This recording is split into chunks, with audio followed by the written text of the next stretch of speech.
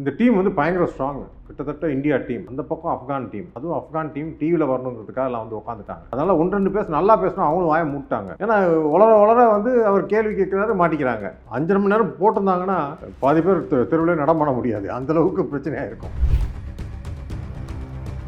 உங்களுக்கு என்னன்னா ego hurt ஆயிடுச்சு, அசிங்கப்படுத்திட்டாங்க. அந்த மாதிரி டாபிக் எப்படி போச்சு பற்றி உங்களுக்கு பிரச்சனை இல்லை. ஆக்சுவலாக படவா கோபிலாம் ஸ்பெசிஃபிக்காக ஒரு சொல்கிறாரு, நான் வந்து எல்லாருமே பார்த்தது ஒரு எடிட்டட் எபிசோட். இந்த மாதிரி ஒரு எபிசோட விஜய் டிவியில் போடுவாங்கன்னு நான் சத்தியமாக எதிர்பார்க்கவே இல்லை. அங்கே போனால் எனக்கு சரியா பேசவே விடலை. ஸோ என் அன்பான ஒரு வேண்டுகோள் என்ன அப்படின்னா, உங்க எல்லா விருப்பத்தோட விஜய் டிவி நிறுவனத்துக்கு அந்த unedited version of the episode அதை நீங்க போடுங்க. தெருவில் நாய் இருக்குமா, நாய்க்கு அவங்க சோறு போடுவாங்களாம், அது நாய் நம்மளை கடிக்கணுமா, நம்ம உயிரை பாதுகாக்க நம்ம ஊசி போடணுமா? முட்டாள்தனமா இல்லை? தெருவில் நாயே இருக்கக்கூடாதுன்னு நாங்கள் சொல்றோம். இல்லை, தெருவில் பன்றிகள் அதிகமாக இருக்குது, மாடுகள் அதிகமாக இருக்குது, இந்த மாதிரியான பிரச்சனைகள் வரும்போது சட்டமே என்னென்ன வழிகளை சொல்கிறது அதையெல்லாம் ஹேண்டில் பண்ணுறதுக்கு, குறைக்கிறதுக்கு. சொன்னதில் உங்களுக்கு புரிஞ்சிருக்கும், நம்ம எங்கேயுமே போக வேணாம். நீங்கள் சோறு போடுறதுனால தான் அந்த இடத்த சுற்றி அந்த நாய்கள்லாம் இருக்கின்றன. தெருவில் இருக்க நாய்க்கு சோறு போட்டு நீங்கள் பார்த்துக்கிட்டு இருந்தீங்கன்னா நீங்கள் தான் பொறுப்பு. கார்பரேஷன் பொறுப்பேற்காது. நாயை கொண்டு விட்டால் அவங்க எல்லாத்தையும் கடிக்கும் அந்த நாய். கரெக்டாக ஒரு குழந்தைய கொண்டுருச்சுன்னா என்ன ஆகும்? போலீஸ் இன்வால்வ் ஆகணும். அதுதான் லா அண்ட் ஆர்டர். அப்பையும் இஞ்சி கூட தான் கொடுப்பாங்கன்னா, போலீஸே கொடுக்க மாட்டாங்களா, கார்பரேஷனே கொடுக்க மாட்டாங்க. ஹையர் காஸ்ட்னு இல்லை, ஹையர் சொசைட்டி பீப்புளுக்கு டைம் பாஸ். என்ன ஐயோ சுச்சு 4 பிஸ்கெட்டை போட்டுட்டு ஐயோ பிஸ்கெட் அது வாயில் ஊட்டியாவோ தூக்கி போட்டு ரோட்டில் போடுறது, சாப்பாடை ரோட்டில் போட்டு அது ஐயோ நாய் நல்லா இருக்கட்டும், நாய் பாவம், இது ஒரு டிஸார்டர். ஒரு 10 நாய் இருந்துச்சுன்னா ஒரு நாய் போய் குழந்தைய லைட்டை எழுத்தா போதும், மற்ற 10 ஜாயின் பண்ணி பீஸ் ஆகி. ஸோ இதுதான் அது மாப் மென்டாலிட்டி மாதிரி ஆகிடும். Mop mentality. இந்த வீட்டு வளர்ப்பு நாய்கள் நம்ம அது மேலோட்டமாக சொல்லி விட்டுறோம். பட் அதில் ஒரு இருக்கிற சில பிரச்சனைன்னு பார்த்தா, ஒரு குறிப்பிட்ட வகையான நாய்கள், ரேட் வீலர், இந்த மாதிரியான நாய்கள் இருக்கு இல்லைங்களா, அந்த நாய்கள் யாரையாவது கடிச்சாலும் கூட தொடர்ந்து அதை வளர்க்குறாங்க. அதில் என்ன நம்ம கவனம் செலுத்த வேண்டியிருக்கு இப்படிப்பட்ட நாய் வகைகள் மீது? சட்டம் 2030 இந்தியாவில் ரேபிஸ் இருக்காதுன்னு, அது அடுத்த 3 வருஷத்தில் நாய்களை அப்புறப்படுத்தினா தான் அதை அச்சீவ் பண்ண முடியும். அந்த வாக்குறுதியை பேஸ் பண்ணி பார்க்கும்போது அதை நோக்கி மத்திய அரசும் நகரும்னு அதுதான் நடந்துட்டு இருக்கு. இப்போ அந்த மாதிரி ஒரு மெடிக்கல் மாஃபியா, வேக்சினேஷன் மாஃபியா இருக்கு, அவங்க தான் இவங்க எல்லாரையும் இயக்கிறதா?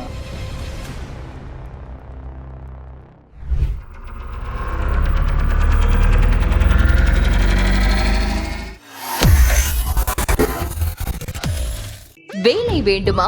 ப்ளூ ஓஷன் இருக்கிறது.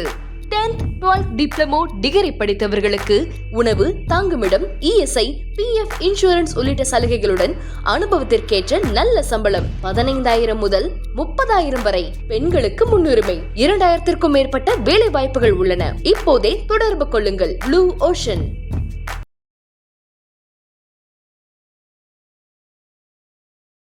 தமிழ் நேயர்கள் அனைவருக்கும் அன்பு வணக்கம். தற்போது இந்த சமூகத்தில் ரொம்ப பெரிய பிரச்சனையாக உருவாகிட்டு இருக்கிற தெருநாய்கள் பிரச்சனை, அது தொடர்பான ஒரு நியானனா ஷோவில் தன்னுடைய கருத்தை பகிர்ந்துகிட்ட ஒருத்தர் தான் இப்போ நம்ம கூட இணைஞ்சிருக்கிறாரு. சமூக ஆர்வலர் திரு முரளிதரன் அவர்கள்கிட்ட அந்த ஷோவில் நடந்த விஷயங்கள் தொடர்பாகவும் அண்ட் இந்த தெருநாய்கள் விவகாரத்தை எந்த கண்ணோட்டத்தில் நம்ம பார்க்க வேண்டியிருக்கு அப்படிங்கிற தொடர்பாகவும் பல்வேறு விஷயங்கள் பேசலாம்.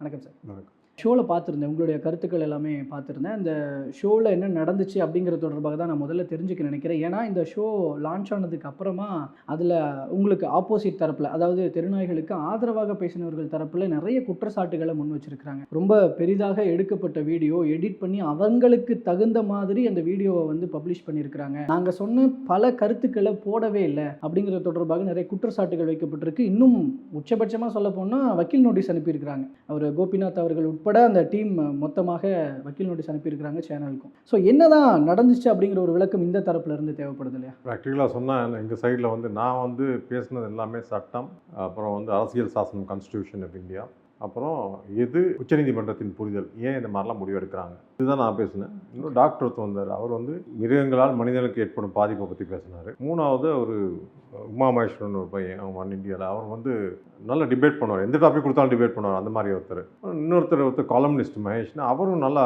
டிபேட் பண்ணுவார். இந்த டீம் வந்து பயங்கர ஸ்ட்ராங். கிட்டத்தட்ட இந்தியா டீம், அந்த பக்கம் ஆப்கான் டீம், அதுவும் ஆப்கான் டீம் டிவியில் வரணுங்கிறதுக்காக எல்லாம் வந்து உட்காந்துட்டாங்க. அதையும் கூட குற்றச்சாட்டாக சொல்கிறாங்க. நல்ல நாலேஜபிள் பர்சன்ஸ் அங்கே வச்சு ஏன் வரல, ஏன் அவங்க வரல? இங்கே இந்த பாதிக்கப்பட்டவர்களை தேடி பிடிச்சு கூப்பிட்டு உட்கார வச்சு இந்த அப்படி இல்லை, அப்படிலாம் பாதிக்கப்பட்டவங்களோ அது ஒரு ஐடியா இருந்திருக்கும். இப்படியும் எண்ட் ஆஃப் த டே அந்த பாதிக்கப்பட்ட விஷயங்களை சொல்லணும். அவங்க எல்லாமே எதிராக தான் இருப்பாங்க நாய்க்கு, அவங்கள கூப்பிட்டு வந்தாங்க. அந்த சைடில் வந்து மிருகநல ஆர்வலர்கள் அவங்க ஓப்பனாக கூட மெசேஜ் போட்டு கூப்பிட்டாங்க, வாட்ஸ்அப்லாம் போட்டு யாருக்கெல்லாம் பங்குபட ஆசை இருக்கோ அவங்களாம் வாங்கன்னு. ஸோ அதில் வந்து வர்றவங்க வந்து செலக்ட் பண்ணி நீங்கள் போங்க, நீங்கள் நல்லா பேசுவீங்கன்னு 4-5 பேரை செலக்ட் பண்ணி அனுப்பியிருக்கோம். ஆனால் அந்த அவங்க செக்டில் பார்த்தீங்கன்னா எல்லாம் முக்காவாசி பேர் வந்து ஒரு புரிதலே கிடையாதவங்க. அவங்க கொள்கையே வந்து அவங்களால ஜஸ்டிஃபை பண்ண முடியாது. நான் ஏன் தெருவில் இருக்கணும்னு ஒரு கொஞ்சம் நேரம் சொல்லுங்கன்னா, நாலு ரீசன் சொல்லுங்கன்னா அவங்கள சொல்ல முடியாது. அப்படிப்பட்டவங்க வந்து வர்றது செலிபிரிட்டியாக இருக்கனால வர்றது, இதுதான் பிரச்சனையே. அவங்க ஸோ வக்கீலாக இருக்கனால வர்றாங்க. பட் வக்கீலுக்கும் கண்டென்ட் தெரிஞ்சால் தான் பேச முடியும், சும்மா போய் உட்காந்து பேன் பார்த்துட்டு இருக்க முடியாது. ஸோ அந்த மாதிரி ஒரு வீக்கான ஒரு செட்டு தான் அவங்க வந்தது. ஆனால் அவங்க எது பேசினாலும் வந்து கொஞ்சம் முரணாக தான் பேசுனாங்க, அவங்க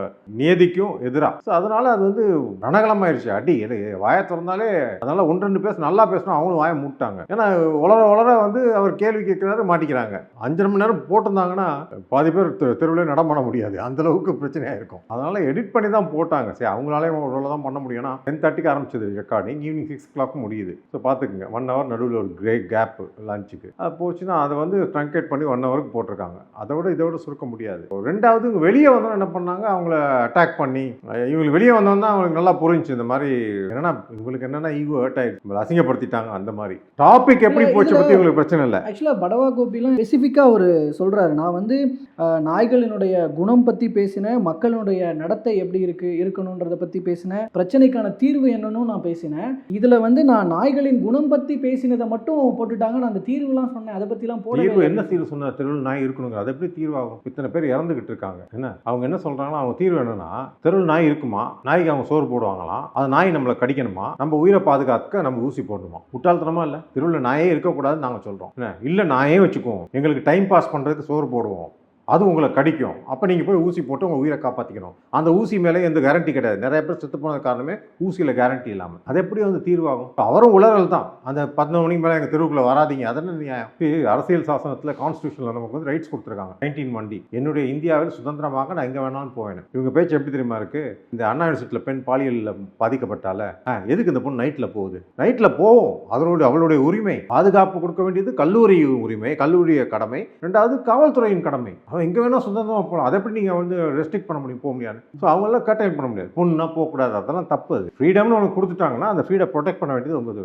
இவன் சொல்கிறது 12 மணிக்கு வராதிங்கன்னு இவர் யார் அதை சொல்கிறதுக்கு? ஸோ அந்த மாதிரி வாதங்கள் வைக்கல சிரிக்க ஆரம்பிச்சிடுவாங்க எல்லாரும். ஸோ அதுக்கப்புறம் என்ன பேசினாலும் காமெடியாக போயிடும். சீரியஸாக பேசிக்கிட்டு இருக்கிறதுல ஒரு தப்பு பண்ணி அது சிரிப்பாக ஆயிடுச்சுன்னா அது அதே மாதிரி தான் நாய்க்கு லவ் யூ இதெல்லாம் தேவை, அங்கே போய் உட்காந்து பேசுறது இதெல்லாம் இல்லை. அந்த மாதிரி இப்போ நாயினுடைய சயின்ஸ்லாம் எப்படி இருக்கும்னு கோபிநாத் தான் கேட்டார், அதனால நாங்கள் அந்த மாதிரிலாம் கத்திலாம் கோபிநாத் வந்து இல்ல அவங்க என்ன சொன்னாங்கன்னா, நாயோட நல்லா பழகுனீங்கன்னா, நாயை வந்து குணாதிசயங்கள் தெரிஞ்சுக்கிட்டீங்கன்னா நாய் உங்களை கடிக்காதுனாங்க. இவருக்கு நாயை பார்த்தாலே பயம், கிட்டத்தட்ட ஒரு சிறுநீரா போயிடுவார் ஒருத்தர் இருந்தார். அப்படிப்பட்டவங்களும் பயந்துகிட்டு இருக்காங்க. அவங்கள பத்தி நாயை பார்த்தா என்ன ஆகும் அப்படின்னா, அப்பதான் இவங்க வந்து நாயை இப்படி பண்ணிச்சுன்னா இதான் சைன், நாய் வாழை ஆட்டிக்கிட்டு வந்துச்சுன்னா அது ஃப்ரெண்ட்லி, இந்த மாதிரி ஒன்றுனா சொல்லாம. ஸோ இதுக்கு இவங்களுடைய இது வந்து நாயே வேணாங்கிற, நாயை பார்த்தா பயமா இருக்குங்க. இதெல்லாம் நான் வந்து கண்டுக்கிட்டு, ஏன்னா விழிப்புணர்வு இதெல்லாம் நான் கற்றுக்கிட்டு வந்து தான் தெருவில் இருக்கணும்னு எனக்கு என்ன தலையெழுத்தா? இந்த நாய்கிட்ட என்னை காப்பாற்றிக்க நான் ஊசி போடணும் 2000 ரூபா கொடுத்து, அதுக்கு என் தலையெழுத்தா? இந்த மாதிரி விஷயங்களை வைக்கிறதுனால தான் அவங்க சொன்னது வந்து ஒரு காமெடியாக போயிடுச்சு. இந்த மாதிரி இருக்கும், நாய் இப்படி இருக்கணும்,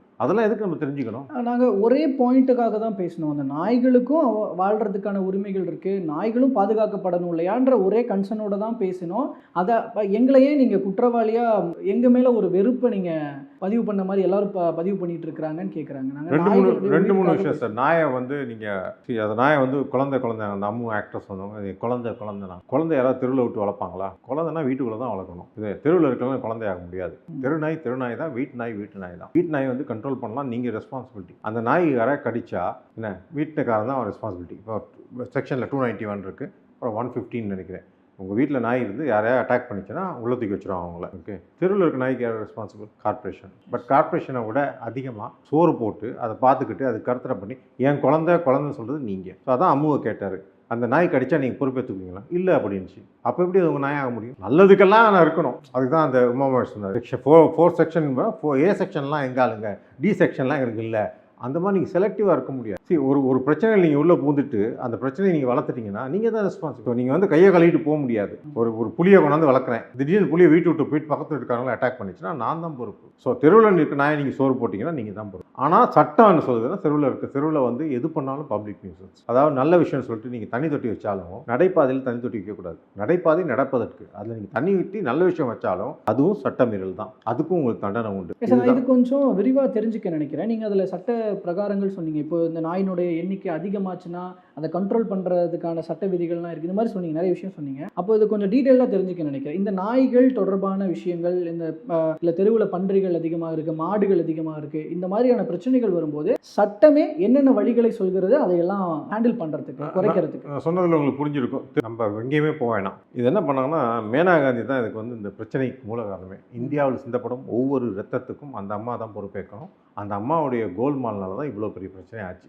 சட்டம்னு ஒன்று இருக்குது, விதிமுறைகள் அது கீழே இருக்கும். விதிமுறைகளே சட்டம் என்று எல்லா நீதிமன்றங்கள்லையும் போயிட்டு ப்ராப்பகேட் பண்ணி அதை ஒரு அஜெண்டாவாக கொண்டு போனது அந்த அம்மா. இதுக்கு நான் டிஃப்ரென்ஸ் சொல்கிறேன். சட்டம்ங்கிறது முனிசிபாலிட்டி சட்டம். தெருவில் நாய்கள் அதிகமாக இருந்தால் சப்செக்ஷன் 2 செக்ஷன் 107 நாய்களையோ பன்னிகளையோ சரமாரியாக அப்படி அகற்றி விடுங்கள். இதுக்கு வந்து ஆணையரே ஐஏஎஸ் ஆஃபீஸர் இருப்பார்ல, கமிஷனர், அவரே ஆர்டர் போடலாம். ஏன்னா அவர்லாம் ஜட்ஜி கேடர், அவங்களே ஆர்டர் போடலாம். எடுத்துகிட்டு போங்கன்னா எல்லா நாயும் எடுத்துகிட்டு போயிடுவாங்க. அந்த நாயை கொண்டு போய் காப்பகத்தில் வைங்க, இல்லை கருணை கொலை பண்ணுங்கள், அது அவங்க இஷ்டம், அவங்க முடிவு பண்ணலாம். கருணை கொலைக்கு இடம் இருக்குது. இந்த மாதிரி எந்த ஒரு மிருகமோ மனிதனுக்கு அச்சுறுத்தலாக இருந்தால் அவற்றை அகற்றுவதோ அவற்றை கொலை செய்வதற்கோ அவங்களுக்கு அதிகாரம் இருக்குது. ரெண்டாவது பிஎன்எஸ், ஐபிசி முன்னாடி பிஎன்எஸ் 270, 71, 72. தெருவில் நான் சொன்னது தண்ணி தொட்டி வச்சு நல்லது விஷயம் சொன்னால் கூட அது நடைபாதையில் இருக்கிற பப்ளிக் நியூசன்ஸ் அப்படியே அந்தளவுக்கு ஸ்ட்ரிக்டாக சொல்கிறாங்க. அதிலே பிஎன்எஸ் 291 தெருவில் எந்த நாயாவது, தெருவில் இல்லை, எங்கே ஒரு நாயோ ஏதோ ஒன்று இருந்தாலும் அந்த நாய்கள் வந்து எந்த ஒரு மிருகமோ மற்றவங்களுக்கு இடையூறாவோ மற்றவங்களை தாக்குனாலோ நீங்கள் தான் பொறுப்பு. பட் நீங்கள் சோறு போடுறதுனால தான் அந்த இடத்த சுற்றி அந்த நாய்கள்லாம் இருக்கின்றன. தெருவில் இருக்க நாய்க்கு சோறு போட்டு நீங்கள் பார்த்துக்கிட்டு இருந்தீங்கன்னா நீங்கள் தான் பொறுப்பு. கார்பரேஷன் பொறுப்பேற்காது. செகண்ட் இது. அடுத்து வந்து மிருகவதை சட்டத்தை எடுத்துக்கங்க. மிருகவதை சட்டத்தில் 11(3)B நாய்கள் அதிகமாக இருந்தால் அகற்றி ஒளியுங்கள் என்றே இருக்குது. டெஸ்ட்ராய் பண்ணுங்கன்னு இருக்குது. அது ரொம்ப கடுமையாக இருக்குது. இதெல்லாம் அகற்றுங்கள்னு சொன்னது வரைக்கும் அழித்து விடுங்கள்னு இருக்குது மிருகவதை சட்டம். அது வந்து அதாவது சரமாரி அதில் வந்து 9Fன்னு ஒரு செக்ஷன். அந்த செக்ஷனில் மிருகவதை சட்டத்துக்கு அதில் இருக்க விஷயங்கள் எல்லாம் வந்து அமல்படுத்துவது வந்து மிருக நல வாரியம், மத்திய மிருக நல வாரியம். தமிழ்நாட்டிலே ஒன்று இருக்குது, இது மத்திய மிருக நல வாரியம். அவங்களுடைய கடமை மாநிலங்கள் இந்த மிருகங்களை அழிப்பதற்கு உதவுவது. சட்டத்தில் தெளிவாக இருக்குது. 4வது control of contagious and infectious disease, அதாவது தொற்று நோய்களையும் பயங்கரமான நோய்கள் மிருகங்களிலிருந்து பரவுவதை தடுக்கும் சட்டம். அது செக்ஷன் 1325. தெருவிலையோ மார்க்கெட் பிளேஸ்லையோ எங்கேயோ ஒரு நோயுடன் தெரியக்கூடாது. இல்லை டிஸ்டெம்பர்னு ஒரு நோய் இருக்குது. அது என்னென்னா அந்த நாய் மாதிரியே கார்னிவோரஸும் இதுக்கும் பரவும். என்ன நம்ம ஹெர்பிவோரஸுக்கும் பரவும். அதாவது கால்நடைகளுக்கும் பரவும், சிறுத்தை, புலி, சிங்கம் அதுகளுக்கும் பரவும். அது வந்துச்சுன்னா அதுவும் ஒரு உயிர்கொல்லி நோய் மாதிரி தான். அது சிலவங்களுக்கு இம்யூனிட்டி ஜாஸ்தியாக இருந்தால் தப்பிச்சிருங்க. பட் ஆனால் தலை ஆடிக்கிட்டே இருக்கும் கடைசி வரைக்கும், சாகுற வரைக்கும் வாய் மின்னுக்கிட்டே இருக்கும். அந்த மாதிரி ஒரு கொடிய நோய். அது புலிகளுக்கெல்லாம் போகலாம், நாய்ட்டு தான் பரவும். அது இல்லை ரேபிஸ் உங்களுக்கு தெரியும், ரேபிஸ் வந்து இறப்பாங்க. ஸோ இந்த மாதிரி நோய்களுடன் இருக்க நாய்களை சரமாரியாக அப்புறப்படுத்துங்கள், அவற்றை கருணை கொலை பண்ணுங்கள்னே இருக்கு. அது வந்து அனிமல் கால்நடை கீழே வர்ற ஒரு சட்டம் இது. அது மாதிரி மிருகங்களை அழித்து விடுங்கள் இருக்கு. அதுக்கடுத்து உடல் ஊனமுற்றோர் சட்டம். நீங்கள் நானும் ஓடிடுவோம், நாயை கண்டா இல்லை கல்லை விட்டு அடிப்போம், கம்பை எடுத்து மிரட்டும்.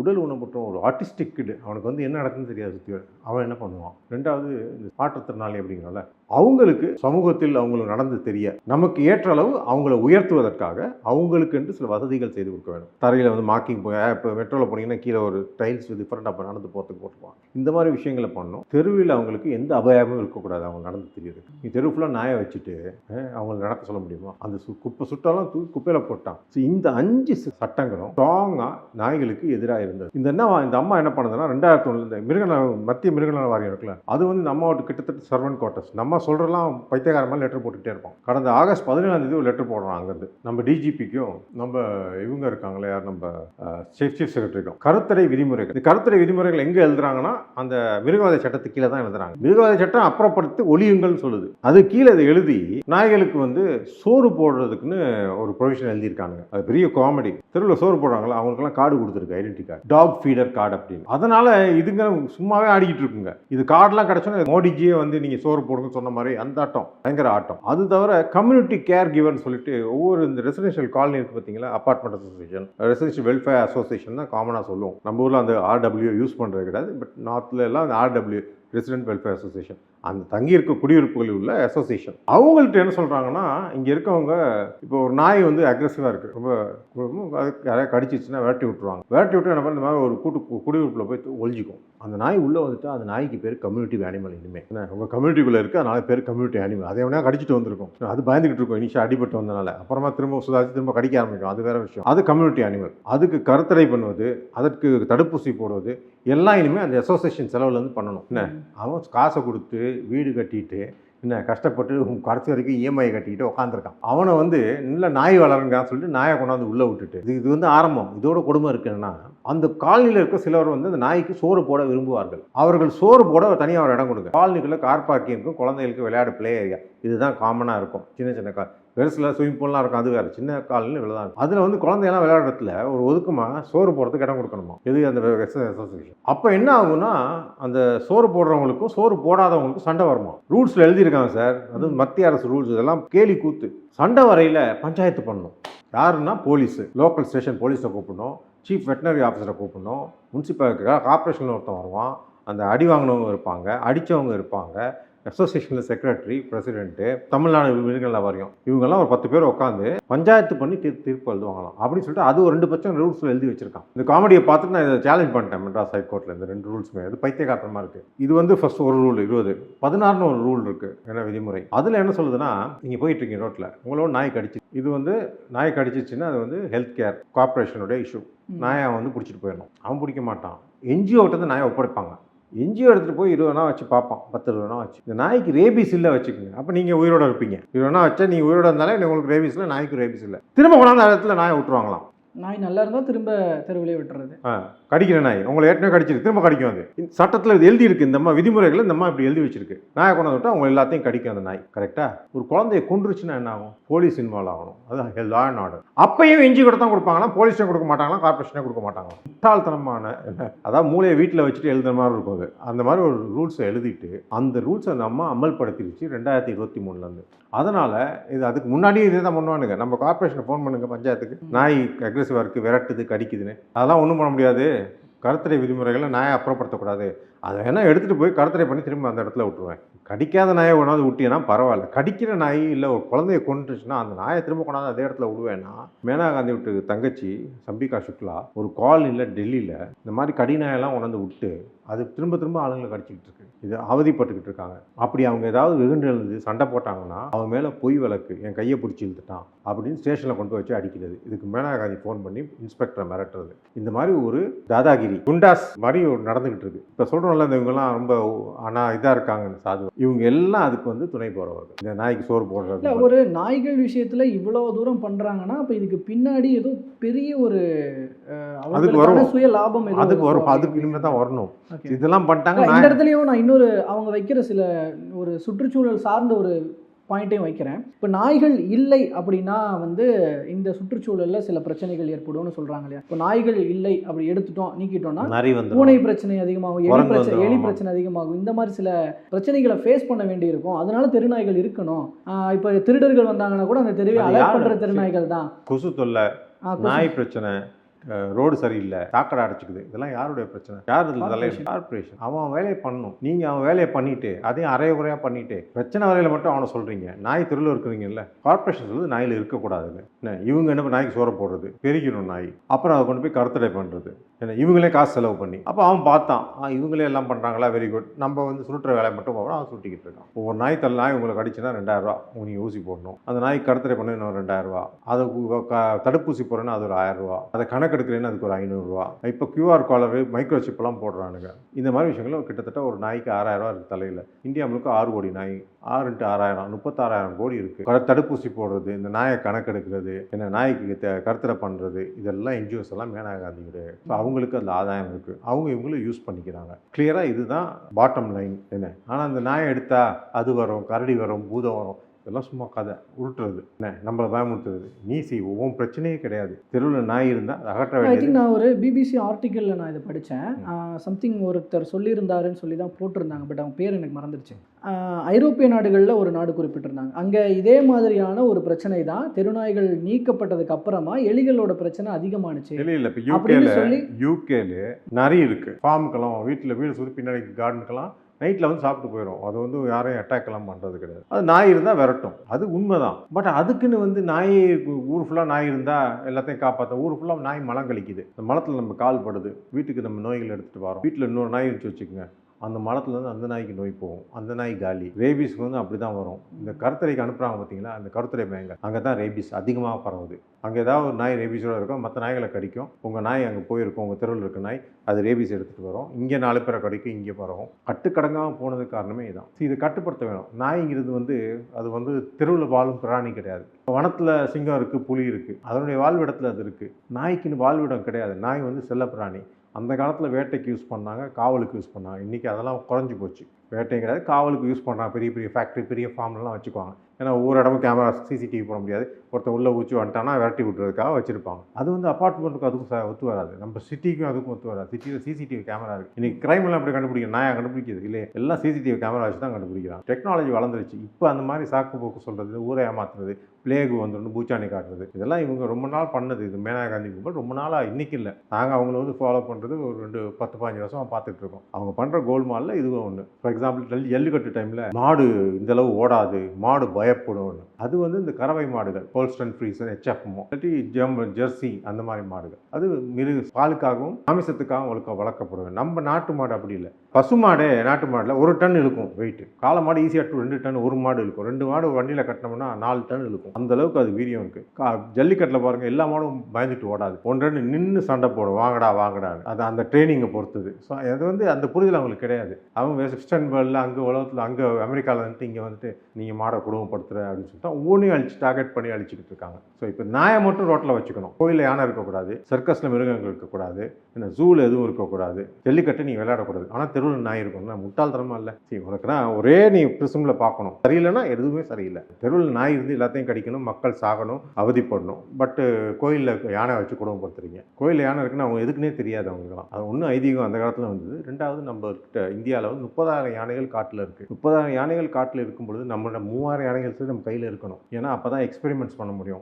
ட்ரக்கை டெஸ்ட் பண்ணோம்னா காட்டு யானையில் போய் பூச்சி குத்தி பார்க்க முடியாது, தூக்கி போட்டு மீச்சிட்டு போயிடும். டாட் பண்ணி தான் பண்ணுவாங்க. அதை வந்து இங்கே டெஸ்டிங் பண்ணால் இங்கே இருக்க யானைகளுக்கு தான் டெஸ்ட் பண்ணணும். இதுக்குன்னு எத்தனையோ சயின்டிஃபிக் ரீசன் இருக்குது சார், அதை நம்ம பேசிக்கிட்டே போகலாம். பட் இவங்க சொல்கிற முக்கால்வாசி விஷயங்கள் முரணானது. பின்னாடி பணம் இருக்குது, பெரிய வேக்சின் மாஃபியா இருக்குது, 80 லட்சம் பேர் நாய் கடிக்குது. அந்த பாயிண்ட்டுக்கு தான் அடுத்து வரேன். அப்போது இங்கே எவ்வளோ பெரிய ஒரு சொன்ன மாதிரி ஒரு மெடிக்கல் மாஃபியா, வேக்சினேஷன் மாஃபியா இருக்குது. அவங்க தான் இவங்க எல்லாரையும் இயக்கிறதா அப்படிங்கிற ஒரு இவங்களை இயக்கிறது இல்லை. இவங்க வந்து சும்மா ஆட்டு மந்த மாதிரி, ஒரு ஆடு போனால் பின்னாடியே போகும்ல, அந்த மாதிரி இவங்களுக்கும் அதுக்கும் சம்மந்தம் இல்லை. இவங்களுக்கு அந்த திறமையும் கிடையாது காசு துடு பண்ணுறதுக்கு. இவங்கெல்லாம் சும்மா அப்படியே ஆட்டு மந்த மாதிரி, மந்த கூட்டம் அப்படி போனால் அப்படி போவாங்க, இப்படி போனால் அப்படி போவாங்க. அதுக்கு தான் இவங்க இருக்காங்களே தவிர, போராட்டம் நடத்த இந்தியா நடக்க நாயெல்லாம் எடுக்க போகிறாங்கன்னா ரோட்டில் போய் காடு பிடிச்சி நிற்பாங்க. இதே நேரத்தில் அவங்க வந்து தினக்கூலியாக இருந்தால் போக முடியுமா போராட்டத்தை பண்ண? தினக்கூலியாக இருந்தால் ஒரு நாளைக்கு வேலை போடலாம், காசு வராது. அவன் தான் கடிப்படுறான், அவன் குழந்தை தான் வந்து இறந்து போகுது. என்ன அவனால் அந்த போராட்டம் பண்ண முடியாது. இவங்கள்ட்ட எல்லாம் வந்து ஆடி கார், BMW கார் போய் நிறுத்திட்டு போய் பிளக்கார்ட் பிடிக்கலாம். இந்த நடிகைகள்லாம் வந்தாங்கல்ல, அவங்கெல்லாம் வந்து இதான் பண்ணிக்கிட்டு இருக்காங்க. அவங்க காரில் போய் நிறுத்திட்டு போராட்டம் பண்ணிட்டு போவாங்க. இவனுக்கு போராடுறது யார்? அந்த அடிமட்டத்தில் இருக்காள், அவனுக்கு யார் போராடுறது? உச்சநீதிமன்றத்தில் கூட 4 மூத்த வக்கீல் நிறுத்தினாங்க இந்த வாட்டி. அபிஷேக் மனு சிங்வி, கபில் சிபல், சித்தார்த் லூத்ரா, சித்தார்த் தவே. அவங்க உள்ளே வர்றதுக்கே, ஒரு தடவை உள்ளே வர்றதுக்கு 50 லட்ச ரூபா ஒரு ஆளுக்கு, 2 கோடி ரூபா. இந்த ஆட்டோவில் இறந்து போச்சுல அந்த பொண்ணு, அந்த ஆட்டோ ஓட்டுறவங்க போயிட்டு சமநீதி கிடைக்குமா அவருக்கு? இந்த 4 பேரை எடுத்து நிற்க முடியாது, அவ்வளோ செலவு பண்ணி போகவே முடியாது. இங்கே டெல்லிக்கே போக முடியாது சார். ஸோ அதுதான் அந்த வாயில்லாத அடித்தட்டு மக்களுக்காக தான் எல்லாரும் குரல் எழுப்பிக்கிட்டு இருக்காங்க. ஏன்னா அவங்களுடைய குரல் ஒடுக்கப்படுகிறது. இவங்க குரல் ஊங்கி இருக்கிறது காரணம் பாதி பேர் செலிபிரிட்டி. இந்த குற்றச்சாட்டை எப்படி பார்க்கறது? நீங்க ஒரு தெருநாய்கள் பிரச்சனையை higher classes versus lower class or middle கிளாஸ்னு மாற்ற பார்க்க. Higher caste time pass, higher காஸ்ட்னு இல்லை, ஹையர் சொசைட்டி பீப்புளுக்கு டைம் பாஸ். என்ன ஐயோ சுச்சு 4 பிஸ்கெட்டை போட்டுட்டு, ஐயோ பிஸ்கெட் அது வாயில் ஊட்டியாவது தூக்கி போட்டு ரோட்டில் போடுறது, சாப்பாடை ரோட்டில் போட்டு அது ஐயோ நாய் நல்லா இருக்கட்டும், நாய் பாவம். இது ஒரு டிஸார்டர், OCD அப்படிங்கிற அப்சசிவ் டிஸார்டர். இந்த நாய்களுக்கு சோறு போடுறதுல நீங்கள் அடிக்ட் ஆகிட்டீங்க. ஸோ இது அப்சசிவ் டிஸார்டர். இது வந்து க்ளீனாக ஒரு டிஸார்டர். டெய்லி பக்கெட்டை தூக்கிட்டு கார் வச்சுக்கிட்டு போய் சோறு போட்டு வராங்க சார் சிலவங்க. அது ஒன்றா. 2வது, ஐயோ பாவம்னு ஒரு நாய்க்குட்டி எடுத்துகிட்டு வருது. ஒரு வருஷத்தில் 10 நாய்க்குட்டி. எனக்கு தெரிஞ்சு ECR, இங்கேருந்து ECR போகிற வரைக்கும் 500 நாய், 200 நாய், 300 நாயின்னு வீட்டுகளில் வச்சுக்கிட்டு பெண்களும் ஆண்களும் தங்கள் வாழ்க்கையை தொலைத்து விட்டு, 100 நாய் இருக்கும் வீட்டில் எவனா போவானா? எவ்வளோ அழகாக நயன்தாரா அழகு இருந்தால் கூட அந்த பொண்ணு வீட்டுக்கு அவனும் போக மாட்டான். 100 நாயை வச்சுக்கிட்டு இருந்துச்சுன்னா ஏன்னா 100 நாய் ஒரு நாளைக்கு 2 வாட்டி மலம் கழிக்கும், 2 வாட்டி சிறுநீர் கழிக்கும். நாத்தத்துக்கே அந்த பக்கம் போக மாட்டீங்க. அதில் ஏதாவது ஒரு நாய் வந்து அக்ரெசிவ் வந்து உங்களை பிடிக்கிறோம். இந்த மாதிரி வாழ்க்கையை துளைத்து விட்டு அழித்து விட்டு நிறையா பேர் இருக்காங்க. அதுவும் ஓசிடி தான். இந்த நாய்கள் பூனைகளை தூக்கிட்டு வருது தெருவில் இருந்து. எனக்கு தெரிஞ்ச ஃப்ரெண்ட் ஒருத்தன் காப்பகம், நாங்கள் காப்பகம் வச்சிருந்தோம். நாங்கள் வச்சிருந்து இந்த பெடிகிரி டாக்ஸ், பெரிய ஜாதி நாய்கள் இருக்குல்ல வெளிநாட்டில், அது வந்து ரோட்டில் விட்டிங்கன்னா ஒரு 2-3 வாரத்தில் இறந்து போயிடும். சர்வைவ் பண்ண. நம்ம நாட்டு நாய் சிப்பி பாறை கண்ணி இந்த இதெல்லாம் விட்டோம்னா அது பாட்டுக்கு எப்படியாவது ஒரு எலும்பு துணி இங்கேருந்து பொறுக்கி தின்னு சாப்பிடுவோம். இந்த கோம்பை, ராஜபாளையம்லாம் இதை எடுத்து வச்சு ரெடி பண்ணி இதுக்கு ஏதாவது குறை இருந்தால் வீடில் கொடுத்துருந்தோம். பட் ஓவர பீரியட் வந்து டொனேஷன் வந்து ரன் பண்ண முடியாது. ஏன்னா நாளைக்கு நிறைய ஆயிடுச்சுன்னா திடீர்னு டொனேஷன் வரலாம், நல்லா பட்டினியாக கிடக்கும். It's like business. ஸோ அதை நிறுத்திடணும். இல்லை கவர்மெண்ட் நமக்கு ஃபண்டிங் வரணும் மாதம். இப்போ வண்டலூர் ஜூ வந்து கொரோனா நேரத்தில் மூடல. அதே நேரத்தில் க்ராக்கடைல் பேங்க் மூட்டான். அவன் கிட்டத்தட்ட பேங்க் கிரப்ட். அதனால தான் 1000 க்ராக்கடைல் இங்கேருந்து வந்தாராக அனுப்பணும் ரிலையன்ஸுக்கு. ஏன்னா அவனால் மேனேஜ் பண்ண முடியல. இந்த மாதிரி விஷயங்களை வந்து கவர்மெண்ட் தான் பண்ணணும். இதை நம்ம பண்ணவே கூடாது. ஆனால் என் ஃப்ரெண்ட் ஒருத்தன் வந்து மாதிரி காப்போம். நான் சொன்னேன், ஏன் காப்பாற்றி நான் மூடலான்னு இருக்கேன், இறங்காது அப்படின்னு. இல்லை 2 லட்ச ரூபா சம்பளம் வருது, நான் மேனேஜ் பண்ணிடுறேன். இன்னைக்கு அவன்கிட்ட 200 நாய் இருக்குது, 40 பூனை இருக்குது. வேலை போயிடுச்சு. வீட்டில் வயதி அப்பா, அவருக்கு மெடிக்கல் எக்ஸ்பென்ஸ் இருக்குது. என்ன பண்ணுவோம் சொல்லுங்கள்? அந்த நாயெல்லாம் என்ன இவங்க கருணைன்னு நினச்சிக்கிட்டு இருக்குது. இவங்க சொல்கிறது ஒன்று வந்து அந்த புனிதர்களாக காட்டப்படுறாங்களே, அது ஒரு டிசீஸு. இவங்க தான் எல்லாத்துக்கும் கருணை உள்ளம் மிக்கவர்கள், உங்களுக்கு கருணை இல்லமே கிடையாதுன்னு அவங்க ப்ரோட்ரை பண்ணுறது. 2வது இந்த மாதிரி நாய்கள் எடுத்து வைக்கிறது, நாய்களுக்கு சோடு போடுவது. இதோட இன்னொரு கும்பல் ஃபேஸ்புக் வந்ததுக்கப்புறம் தான் அதை ஆரம்பிச்சது. நாயை காப்பாற்றுற ரெஸ்கியூ. நாய் ஒன்று அடிபட்டு கிடந்தா போயிட்டு அந்த இடத்துக்கு போயிட்டு நாயை காப்பாற்றணும், டாக்டர் எடுத்து போனால் அட்லீஸ்ட் ஒரு 40,000 செலவாகணும்னா டொனேஷன். நம்ம ஊரில் நிறைய பேர் இருக்காங்க. உண்மையான ஒரு விஷயத்துக்கு நம்ம காசு கேட்டால் கொடுக்க மாட்டோம். இந்த மாதிரி விஷயத்துக்கு அள்ளி கொட்டுங்க. அவர் 40,000 கலெக்ட் பண்ணிடுவார். இப்போது ஒரு 2 வாரம் முன்னாடி நடந்தது சொல்கிறேன். ஒரு பொண்ணு, ஒரு பூனை 4 கார் ஆக்சிடென்ட்டில் 4 கால் இந்த இது இருக்குல்ல அப்படி போல முன்னாடி அது 4 கட் ஆயிடுச்சு. அந்த பூனை பிடிச்சிக்கிட்டு இருக்கு, எலும்பு நீட்டிகிட்டு இருக்கு 4 கால்லையும். இதை காப்பாற்ற எனக்கு 3 லட்ச ரூபா வேண்டும். 3 லட்ச ரூபா கலெக்ட் பண்ணிச்சு. அது எப்படியும் செத்து போயிடும். மெடிக்கல் எத்திக்ஸ், அதாவது கால்நடை எத்திக்ஸில் என்ன சொல்லுது, இந்த மாதிரி மிருகங்கள் வந்து இதை வந்து காப்பாற்ற முடியாது. கருணை கொலை பண்ணுவது தான். அதை அன்னைக்கே வந்து ஊசியை போட்டு கொண்டிருக்கணும். எந்த ஒரு நல்ல கால்நடை மருத்துவராக இருந்தாலும் அதான் சொல்லிடுவார், செஞ்சிருப்பார். இல்லை அவர் நம்ம ட்ரீட்டே பண்ண மாட்டேன் எடுத்துகிட்டு போன்றுவார். சென்னையில் இருக்காங்க கால்நடை மருத்துவர், ரொம்ப எத்திக்கல். இந்த மாதிரி மிருகத்தை நீ வந்து கொடுமைப்படுத்தக்கூடாது, இன்னை வந்து கருணை கொலை பண்ணணும். அப்போ தான் அது நிம்மதியாக போய் சொல்லலாம். நான்லாம் வதப்பட்டு போகும். இந்த பொண்ணு 3 லட்ச ரூபா கலெக்ட் பண்ணிடுச்சு. 3 நாள் கழிச்சு சொல்லுது, நீங்கள் பூனை செத்து போச்சு. இது ஒரு கலெக்ஷன் மெத்தடாலஜி. கருணை கொலை பண்ணுறது இட்ஸ் அ அக்செப்டட் நார்ம். அமெரிக்காவில், யூஎஸில், வெஸ்டர்ன் கண்ட்ரி. வெள்ளக்காரன் இங்கே அதான் எழுதி வச்சுட்டு போனான் சார். மிருகவதை சட்டம் 1960 எழுதுனது. அதை எழுதுனது ருக்மணி தேவி அருந்தேல், டான்சர். அவங்க தான் எழுதுனது. அதில் எழுதியிருக்கதே வந்து கருணை கொலை பண்ணுங்கன்னு தான் எழுதியிருக்கு. நீங்கள் வந்து 95 நிறுத்திட்டீங்க, இந்த கருணை கொலை பண்ண மாட்டோம், இதெல்லாம் கருத்தடை பண்ணி நாங்கள் வந்து குறைப்போம் அப்படின்னு. கருத்தடை பண்ணி குறைக்க முடியாது. கருத்தடை பண்ணி குறைக்கும் போது வீட்டில் இருக்க நாயை கருத்தடை பண்ணி வச்சுக்கோ. ஏன்னா அதுக்கு வந்து இந்த ஹீட் சீசனில் பெண் நாயை வந்து ரத்தப்போக்கு இருக்கும். ஊர் ஃபுல்லாக வீடு ஃபுல்லாக நாஸ்தி ஆயிரும். இல்லை வெளியே போயிட்டு மற்ற நாய்களுடைய பூனையோட சேர்ந்துட்டு அதுங்களுக்கு நோயை வீட்டுக்குள்ளே கொண்டு வந்துடும். அதனால் வீட்டில் இருக்க நாய்களை தான் அந்த கருத்தடை பண்ணுறது. தெருவில் இருக்கிறதுக்கு பண்ணவும் கூடாது. அது என்ன சுதந்திரம் இருக்கு யோசிச்சு பாருங்க. கருத்தடை பண்ணி அதை வந்து அதில் இருக்க அதெல்லாம் அதுக்கு இருக்க ரெண்டு விஷயம் பண்ணணும். ஒன்று நான் சொன்னேன், ஒரு டவுட். ஆக்சுவலி இது நான் ஒரு பதிவில் படித்தேன், பட் உண்மையாக தெரியல. இந்த மாதிரி தெருவில் இருக்கிற நாய்களுக்கு கருத்தடை பண்ணிட்டு அதுக்கப்புறம் அதை தெருவில் விட்டுறாங்கல்ல, அப்படி விட்டுறதன் மூலமாக இப்போ அதனுடைய ஒரு உணர்வை நம்ம வந்து கட் பண்ணிட்ட மாதிரி இருக்கு. ஆமாம், அதனுடைய வெளிப்பாடு தான், வெளிப்பாடு தான் அது கோபமாக வெளிப்பட்டு மற்றவர்கள் மேலே போய் கடிக்கிறதுன்ற ஒரு விஷயம். அப்படி சொல்ல முடியாது. அது சொல்ல முடியாது. ப்ரூஃப் கிடையாது. அதுக்கு 2 நாய் அது மாதிரி பண்ணலாம். அதுக்கெல்லாம் ப்ரூஃப் கிடையாது. எதுக்குமே ப்ரூஃப் கிடையாது. இந்த நாய் வந்து இப்போ தான் கடிக்கும், இப்போ தான் கடிக்காதுன்னா எல்லா நாயுமே கடிக்கும். ஆனால் எப்போ கடிக்கும்னு எவனுக்கும் தெரியாது. அதை ப்ரெடிக்டும் பண்ண முடியாது. அதுக்கான ஒரு ப்ளஷர் ஃபீலை கட் பண்ணிட்டோம். அப்போ அது இன்னொரு கோபமாக வெளிப்படுது. அது கோபமாக இல்லை, அதுக்கு தெரியாது சார். அதெல்லாம் அந்த அளவுக்கு அதுக்கு புத்தி கிடையாது. என்னடா முன்னே எனக்கு அந்த ஃபீலிங் இருந்துச்சு, இப்போ இல்லைன்னு யோசிக்கலாம் டைம் கிடையாது. அதை வந்து நீங்கள் கொடுமைப்படுத்துறீங்க. இவங்களோட சொன்ன இதுக்கு ரேப்போட கம்பேர் பண்ணலாம். ரேப்பிஸ்ட்லாம் இருக்காங்க, அவங்கெல்லாம் விட்டுட்டு நாயை கொல்லணுங்கிறீங்களே அப்படின்னு. ரேப்பிஸ்ட்டும் கன்சென்ட் இல்லாமல் பண்ணுறது தான், அவங்களுடைய அனுமதி இல்லாமல். நாய்க்கு கருத்தரை பண்ணுறது அதனுடைய அனுமதியோட பண்ணுறோம். இல்லை, அதுவும் அனுமதி இல்லாமல் தான். அதுக்கு இருக்க 2 விஷயம். ஒன்று வந்து சாப்பாடு தேடும். தெருவில் இருந்தால் சாப்பாடே இல்லைன்னா தேடிக்கிட்டே இருக்கும். அது கடிக்கிறதுக்கே டைம் இருக்காது. 2வது வந்து இந்த கருத்துல எல்லாம் கட் பண்ணிட்டீங்கல்ல எல்லாத்தையும், அந்த குடும்ப கட்டுப்பாடு கிட்டத்தட்ட அந்த ஹீட் சீசனில் பெண் நாயை தேடிக்கிட்டே இருக்கும். ஒரு 10 நாளைக்கு வீட்டு பக்கம் வராது. அந்த எல்லாமே போயிடுச்சு. இப்போ நீங்கள் என்ன பண்ணிட்டீங்க, கருத்தடையும் பண்ணிட்டீங்க, அதுக்கு சாப்பாடு போட்டுக்கிட்டு இருக்கீங்க, அது உடம்பு ஊதி போய் அந்த எனர்ஜியை வேஸ்ட் பண்ணணும். எனர்ஜி வேஸ்ட் ஆகலட்டு என்ன ஆகும், கடிக்க ஆரம்பிச்சு. ஏதாவது ஒரு வேலை வேணும். இப்போ ஒரு நாய் இருக்கல ஒன்றும் பிரச்சனை இல்லை. ஒரு 10 நாய் இருந்துச்சுன்னா ஒரு நாய் போய் குழந்தைய லைட்டை இழுத்தா போதும், மற்ற 10 ஜாயின் பண்ணி பீஸ் ஆகிடும். ஸோ இதுதான் அது மாப் மென்டாலிட்டி மாதிரி ஆகிடும். மாப் மென்டாலிட்டி இதுதான். இது வந்து அந்த இந்த புரிதல் அவங்களுக்கு இல்லை. இந்த புரிதல் இல்லாமல் அவங்க ஆகியவே பண்ண முடியாது. ஸோ ஆகியும் பண்ணுறதுக்கு எதுவும் இல்லை. சரி, உண்மையிலே இந்த புரிதல் இருந்தால் போயே இருக்க மாட்டாங்க நீயா நானாவுக்கு. இந்த புரிதலும் கிடையாது, அங்கே போனால் கண்டென்ட்டும் கிடையாது, அடி வாங்காமல் என்ன பண்ணுவாங்க? அப்போது வாட் இஸ் த சொல்யூஷன்? இப்போ ஒரு பக்கம் வந்து சரி கொலை பண்ண வேண்டாம் அப்படிங்கிற ஒரு முடிவுக்கு வந்து எல்லாத்தையும் அப்புறப்படுத்தணுன்ற முடிவுக்கு வந்தாலும் கூட அதுக்கான ஷெல்டர் ஏற்பாடு பண்ணுறது, இப்போ மேனகா காந்தி கூட சொன்னாங்க, இப்போ டெல்லியில் மட்டுமே ஷெல்டர் ஏற்பாடு பண்ணுறதுக்கு இத்தனை 15,000 கோடி கிட்ட ஆகும், வீக்லி வந்து ஃபுட்டு கொடுக்கணும்னா 5 கோடி கிட்ட ஆகும், இப்படிலாம் சொல்லியிருக்கிறாங்களே. எதுக்கு எல்லாம் பண்ணணும்? இதெல்லாம் அவங்க சொல்கிறது. பட் நம்ம இன்னொரு பக்கம் வந்துடும், அரசாங்கம் இதை டேக் ஓவர் பண்ணணும் அப்படின்னா ஷெல்டர் ஏற்பாடு பண்ணி எல்லாம் பண்ணுறதுக்கான சாத்தியம் இங்கே இருக்கா? இப்போ இந்தியாவில் அத்தனை லட்சம் தெருநாய்களை அகற்றுவதற்கான சாத்தியம் இருக்கா? அப்போ எதை நோக்கி தான் நம்ம நகர்றது? சயின்டிஃபிக்காக பார்த்தோம்னா இது மாடு கிடையாது. மாடுனா உள்ளே பிடிச்சி ஒரு இதில் அடைச்சிட்டு சாப்பாடு போட்டிங்கன்னா தின்னுக்கிட்டே இருக்கும். அது வெளியே வரணும்னு ஆசைப்படாது. நாய் வந்து டெரிட்டோரியல், அது இடத்த சிறுநீர் கழித்து மார்க் பண்ணிக்கும். இன்னொரு நாய் உள்ளே வந்தால் சண்டை போடும். இதெல்லாம் ஒரு இடத்துல போட்டிங்கன்னா கடிச்சிக்கும். அது ரொம்ப சாஃப்டாக இருக்க நாய் சேர்த்துரும், மற்றது தப்பிச்சிடும். எது அக்ரெசிவாக இருக்கோ அதுக்கு மட்டும் சாப்பாடு வைக்கும். மற்றதெல்லாம் மாடெல்லாம் பார்த்தீங்கன்னா சாப்பாடு இருந்துச்சுன்னா எல்லாம் ஒன்றா நின்று சாப்பிடும். நாய் அப்படி இல்லை, பிச்சுக்கிட்டு சாப்பிடும். சொல்யூஷன் ஷெல்டர் கிடையாது. ஷெல்டரில் சொல்யூஷனே கிடையாது. ஷெல்டரில் வச்சு சோறு போடுறது. மாடு சரி அட்லீஸ்ட் போட்டோம்னா பால் கறக்கலாம், இல்லை மாட்டை வந்து கசாப்பு அனுப்புனா காசு வரும். இதில் ஒன்றுமே கிடையாது. இதை வச்சு சும்மா நம்ம கருணை உள்ளம் இருக்குது அதனால் அதை வச்சுருக்கோன்னு சொன்னால் அது பைத்தியக்காரதனம். சயின்டிஃபிக்காக அதுகளை வந்து கருணை கொலை பண்ணுறது தவிர வேறு சொல்யூஷனே கிடையாது. இதை government will be force to do this. இப்போ பார்த்துக்கிட்டே இருங்க. இப்போ கூட இந்த உச்சநீதிமன்றம் சொன்னிச்சு திரும்ப ரோட்டில் விட்டுருங்கன்னு. இதே நீதியரசர்கள் இல்லை இது விடுவதும் தவறு ஆர்குமெண்ட்லாம் முடிஞ்சோன்னா அவங்களே சொல்லுவாங்க சட்டத்தில் இடம் இருக்குது, இது ரொம்ப கஷ்டமான மனதுடன் இந்த ஜட்ஜ்மெண்ட்டை எழுதுகிறேன், வேறு கனத்த மனத்துடன் எழுதுகிறேன், வேறு வழி இல்லை, இதெல்லாம் கருணை கொலை பண்ணணும்னு அவங்களே எழுதுவாங்க. இல்லைனா வேறு சொல்யூஷனே கிடையாது சார். இதுக்கு சொல்யூஷனே கிடையாது. இது வந்து இன்வேசிவ் ஸ்பீசிஸ், சீமை கருவேல மாதிரி. அதை விட்டோம்னா அங்கே இருக்க வேறு எந்த மரமும் வளராது. அதே மாதிரி நாயை விட்டோம்னா சின்ன பறவைகள் மற்ற எந்த விலங்குகளும் இருக்க எல்லாத்தையும் காலி பண்ணிட்டு இது பெருகிட்டே இருக்கும். அதுவும் சாப்பாடு வேற போகிறாங்களாம் இன்னும் ஜாஸ்தி பெருகும். இதுதான் ப்ராக்டிக்கல்.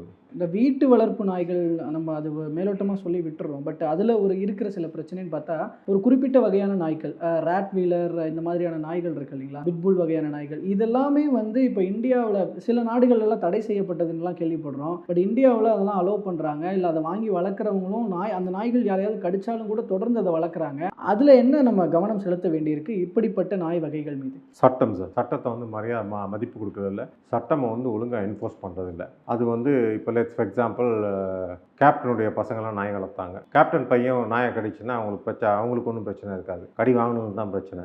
இதே நேரத்தில் ஒரு ஒன்றுமே இல்லாத நாய் வந்து யாரையா கடிச்சுன்னா அவனை தூக்கி உள்ளே வச்சுருவாங்க. நம்ம ஊரில் சட்டம் வந்து பணம் எந்த பக்கம் இருக்கோ அந்த பக்கம் தான் வேலை செய்யும். இதே நேரத்தில் நம்ம வந்து ஆயிரக்கணக்கான கோடிகள் செலவு பண்ணி 3200 புலிகளை காப்பாற்றியிருக்கோம் வனத்தில். அமெரிக்காவில் ஒரு சிங்கிள் பைசா செலவு பண்ணாமல் 3500 புலிகள் இருக்கின்றன வீட்டில் வேலை செல்ல பிராணியாக. இப்போ நீங்கள் கேட்கலாம் அதெல்லாம் வந்து டேஞ்சர் தானே, ராட்வீலரோட அதோட பன்மடங்கு ஸ்ட்ரென்த் உள்ளது. ஒரு கடி கடிச்சுன்னா நம்ம எலும்பெல்லாம் தூள் சுக்குநூறு ஆயிரும். அதை எப்படி விடுறாங்க? அப்போ டெய்லி நியூஸ் வரணும்ல நமக்கும், இந்த புலி கொண்டுருச்சு புலி கொண்டு. ஏன் வரலன்னா எல்லாம் உங்கள் வளர்ப்பில் இருக்குது. ராட்வீலரும் சரி இந்த பிட்புல்லும் சரி, ஓனர் எப்படி இருக்காரோ அப்படி தான் நாயும் இருக்கும். ஓனர் கடிச்சாருன்னா நாயும் கடிக்கும், ஓனர் சாஃப்டாக இருந்தாலும் நாயும் சாஃப்டாக இருக்கும். இதெல்லாம் அந்த குணாதிசயங்கள். அதெல்லாம் போக சட்டம்னு ஒன்று இருக்கணும். இந்த மாதிரி நாய் வளர்த்து யாரையாவது வந்து கடிச்சிருச்சுன்னா அவருக்கு 1 வருஷம் சிறை தண்டனை போடுங்க. எல்லாம் நாயை ஒழுங்காக வச்சுக்குவானுங்க. இல்லை அவருக்கு வந்து 10 வருஷம் சிறை தண்டனை அப்படின்னு போடுங்க. யாராவது இறந்து விட்டா, அன்றைக்கி ஒருத்தர் பிட்புல் கடிச்சு இறந்துட்டாரு, கிட்டத்தட்ட வந்து அது வந்து கொலை தான் அது. ஸோ ஒரு 14 வருஷம் உள்ளே வச்சிங்கன்னா என்ன ஆகும்? அதை பார்க்குறோம், எவனுமே நாய் வளர்க்க மாட்டான். அப்புறம் இந்த மாதிரி கடுமையான சட்டங்கள் இதை தண்டனை கொடுக்க வேணும். கொடுத்தாதான் அதையும் பண்ணாமல் இதையும் பண்ணாமல் நாய் கடிக்குது அப்பப்போ இது செய்தியாக போட்டுக்கிட்டு அதை மட்டும் ஓட்டணும்னா அப்படி ஓட்டிக்கிட்டே இருக்க வேண்டியது. இரும்பு கரம் கொண்டு அடக்க வேண்டும். அதை இது வேறு இதே தான். நம்ம இந்த ரேபிஸ்ட்லாம் பார்க்குறோம், பாலியல் வன்கொடுமையெல்லாம் அப்படி கொதிச்சு எழுதுறோம். கவின் மாதிரி ஒரு சாதிய படுகொலை நடக்கும்போது அப்படி கொதிச்சு எழுதுறோம்ல, இதுக்கும் கொதிச்சு எழுதணும் சார். இது வந்து அந்த மாதிரி ஒரு பிரச்சனை. இது அந்த மாதிரி எழுந்து நம்மளே வந்து சால்வ் பண்ணணும். இல்லைன்னா இது பெரிய விஷயத்தில் போய் பாருங்களேன், கடைசியில் ஏதாவது நம்ம முதல்வருக்கு சொந்தக்காரங்க யாராவது பேரம் பேத்தியை கடிச்சிடும். அப்போ முதல்வர் வந்து ஆர்டர் போடுவார், இனிமேல் நாயே இருக்கக்கூடாது தமிழ்நாடு. ஏன் அது வரைக்கும் வெயிட் பண்ணுறீங்க?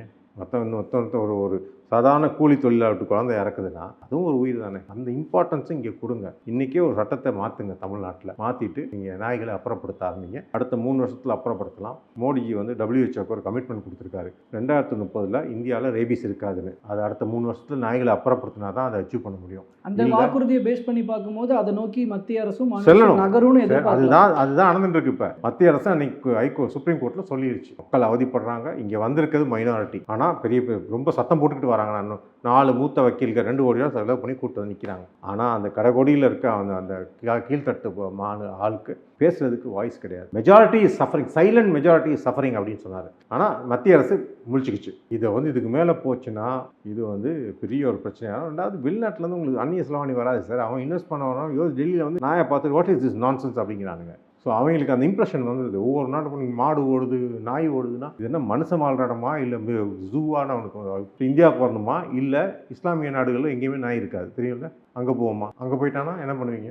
உங்களுக்கு இழப்பு தானே அது. இல்லை இந்தியாவிலே எந்த ஸ்டேட்டில் நாய் கம்மியாக இருக்கோ அங்கே போவாங்க. ஸோ ஒரு முதன்மை மாநிலம் தமிழ்நாடு, எல்லாத்துலேயும் நம்பர் 1. படிப்பு கிடிப்பு முதலீடு இது தொழில் கிளில் மருத்துவத்தில் இன்டர்நேஷ்னல் டூரிசம் எல்லாத்துலேயும் நம்பர் 1 இருந்துக்கிட்டு தெருவெல்லாம் நாய் தெருவெல்லாம் அசிங்கம் பண்ணோம், அதெல்லாம் மிதிச்சுக்கிட்டு நாங்கள் பாட்டுக்கு திரிவோம்னா பைத்தியகாரத்தனமாக இருக்குது. லாஜிக்கே கிடையாது. அதனால் அப்புறப்படுத்துகிறோம். ஸோ இந்த தெருநாய்கள் தொடர்பான விஷயத்தில் பல்வேறு கருத்துக்களை பகிர்ந்து கொண்டமைக்கு நன்றி சார். நன்றி.